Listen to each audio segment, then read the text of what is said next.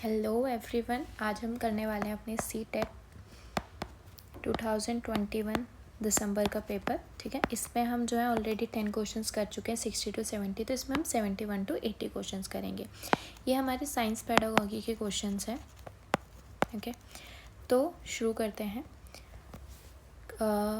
Which of the following statement is incorrect? इनमें से कौन सी स्टेटमेंट इनकरेक्ट, गलत है इन कॉन्टेक्स्ट ऑफ अर्थक्वेक के मामले में? ठीक है, तो ऑप्शन है आपके मोस्ट ऑफ द अर्थक्वेक जो है आर कॉज बाय सडन, जब टेक्टोनिक प्लेट जो है एकदम से स्लिप करना शुरू कर देते हैं, एंड बाय वोल्केनिक इरप्शन की वजह से। ठीक है, ये एक earthquake of the magnitude 3 on Richter scale can trigger a tsunami. ठीक है, अगर रिक्टर स्केल में 3 मैग्नीट्यूड आ रहा है तो वो सुनामी के लिए आ सकती है। इसका मतलब एक मेजर अर्थक्वेक जनरली आपका by followed by tremor in the same area. Study of earthquake is known as seismology. जो आपका इसमें ऑप्शन 2 है जिसमें लिखा हुआ है अगर 3 मैग्नीट्यूड रिक्टर स्केल पे आ रहा है तो वो सुनामी को ट्रिगर कर सकता है, ये रॉन्ग आएगा।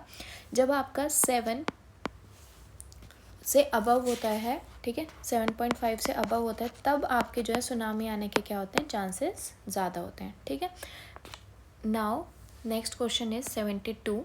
ठीक है, 3 ऑब्जेक्ट्स हैं, 3 objects A B C having different density. तीनों की जो है अलग अलग डेंसिटी है लेकिन उनका सेम साइज है। लिक्विड में डाले गए। Consider the following situation and arrange करना है आपको असेंडिंग ऑर्डर में। असेंडिंग ऑर्डर मतलब क्या होता है, छोटे से बड़ा। ठीक है, in order according to the buoyant force उन पर जो एक्ट करा होगा। ठीक है, तो जिस पे सबसे कम बॉयंट फोर्स होगा उसको सबसे पहले, फिर नेक्स्ट, एंड सबसे ज़्यादा जिस पे होगा वो आपका बाद में। अब इसमें क्या है, ए तो कम्प्लीटली सबमर्ज है, मतलब वो पूरा डूबा हुआ है। बी जो है 1/4 जो है उसकी वॉल्यूम इनसाइड द लिक्विड है। Now third is your C float कर रहा है half of its volume inside the liquid. जो सबसे कम है वो आपका बी है पानी के अंदर। तो ऐसा बोला जाता है कि जो सबसे कम होगा उस पर सबसे ज़्यादा क्या होगा, बॉयंट फोर्स काम करेगा। ठीक है, सबसे ज़्यादा बॉयंट फोर्स बी पे होगा।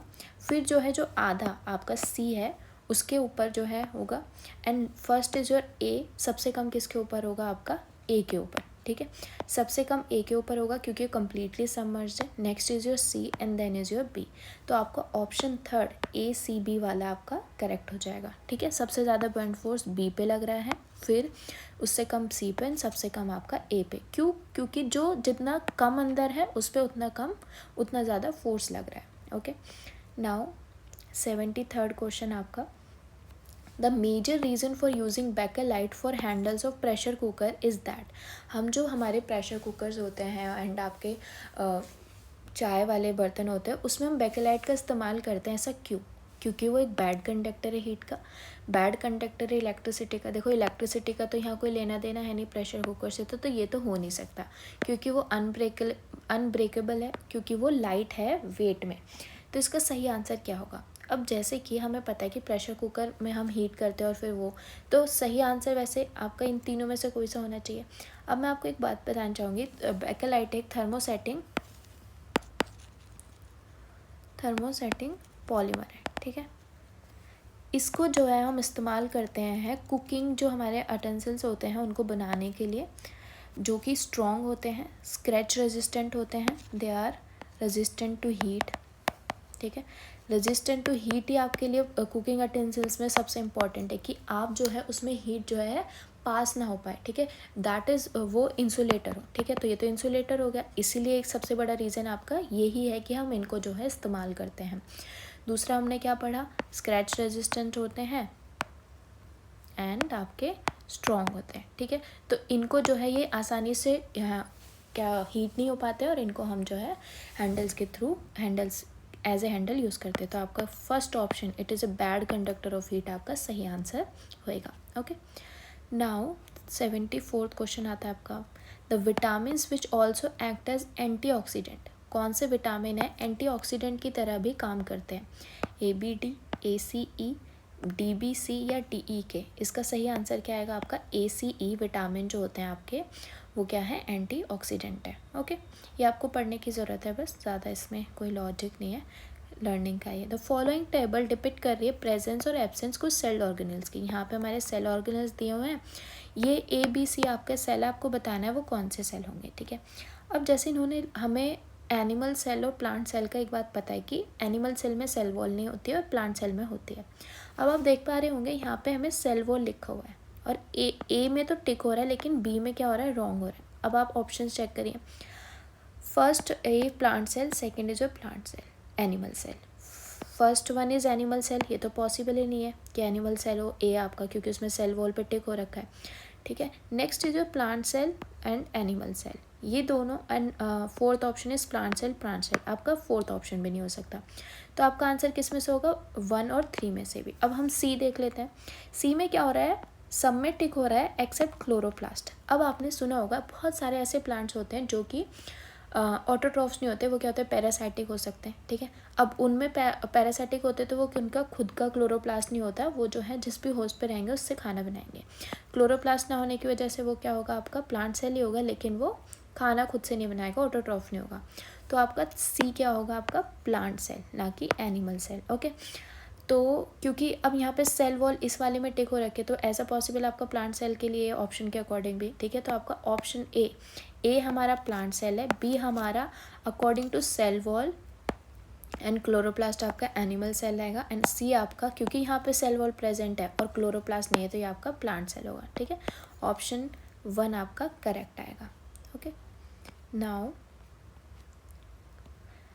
76th question, consider the following statement and choose the correct option, इनमें से कौन सा आपको बताना है। मीजल्स जो है आपका बैक्टीरिया से होता है, मलेरिया आपका प्लाज्मोडियम से होता है, टाइफाइड आपका बैक्टीरिया से होता है, लेप्रोसी आपका जो है किससे होता है, वायरस से होता है। अब जैसे कि हमें पता है मलेरिया आपका किससे होता है, प्लाज्मोडियम से होता है। ये जो पैरासाइट है ये ह्यूमंस में किसके थ्रू ट्रांसफ़र हो जाता है, आपका मॉस्किटो की वजह से, ठीक है। आपका जो मॉस्किटो बाइट्स की वजह से आपको जो है मलेरिया होता है। टाइफाइड फीवर भी आपका किसकी वजह से होता है, इसका नाम है टाइफी बैक्टीरिया, ठीक है। पूरा नाम आएगा आपका सैल्मोनेला टाइफी बैक्टीरिया, ठीक है। आपका टाइफाइड एक बैक्टीरिया से होता है, ये स्टेटमेंट करेक्ट है। मलेरिया आपका प्लाज्मोडियम मॉस्किटो बाइट की वजह से जो है फैलता है, उसकी वजह से होता है। अब आपके B and C statement correct लिखी हुई थी, ठीक है। तो आपका सही आंसर क्या आएगा, ऑप्शन 2 जिसमें बी एंड सी लिखा हुआ है, ये करेक्ट हो जाएगा। Now 77th question, read the following statement and choose the correct option. 2 statement दिए हैं।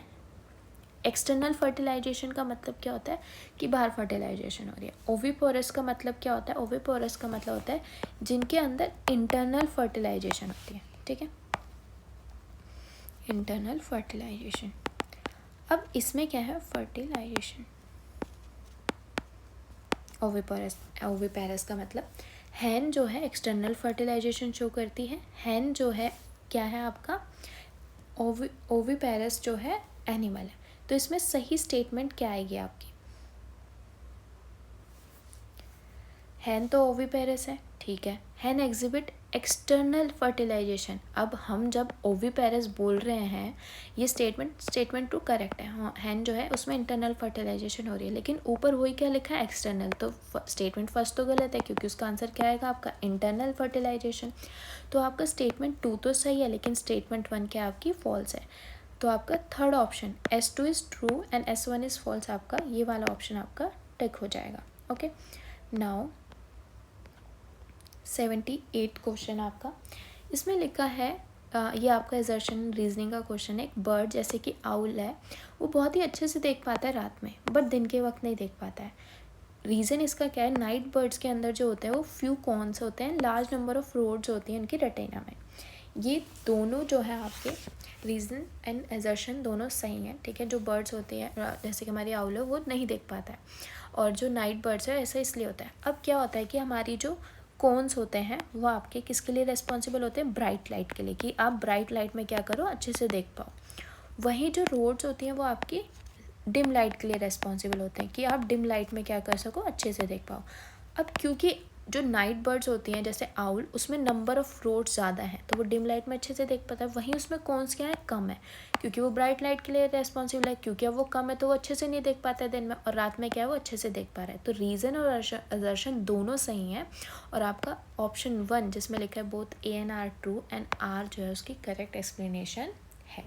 ठीक है, ये आपका ठीक हो जाएगा। Now 79th question, increasing the consumption of which of the following would help you increase the level of carbohydrate. आपकी बॉडी में इनमें से कौन सी चीज़ को कंज्यूम करने में, खाने में जो कार्बोहाइड्रेट का लेवल है वो क्या हो जाएगा, बढ़ जाएगा। मेज, पी, सोयाबीन या ग्राउंडनट। मेज को जैसे कि हम जानते हैं, आपको मेज इज़ लाइक कॉर्न, मेज को हम जो है मक्का बोलते हैं, ये एक स्टार्ची वेजिटेबल है। Starchy vegetable is equal to carbohydrate, ठीक है। इसमें जो है बहुत ज़्यादा जो है आपका कार्ब्स और शुगर होता है, शुगर एंड कार्ब्स इसमें बहुत ज़्यादा अमाउंट में होता है। बट इसका मतलब ये नहीं है कि आप इसको बिल्कुल खाएं ना, इसके बहुत सारे फ़ायदे भी हैं। तो आपका जो मेज़ है उसको खाने पे जो है आपका लेवल ऑफ कार्बोहाइड्रेट आपकी बॉडी के अंदर क्या होता है, बढ़ जाएगा।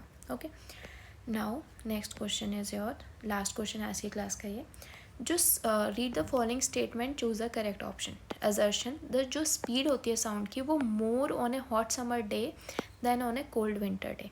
जो रीज़न इसका क्या है, जो डेंसिटी होती है हॉट एयर की वो कम होती है and density of cold air के, हॉट एयर की जो डेंसिटी है वो कम होती है and density of cold air वो ज़्यादा होती है।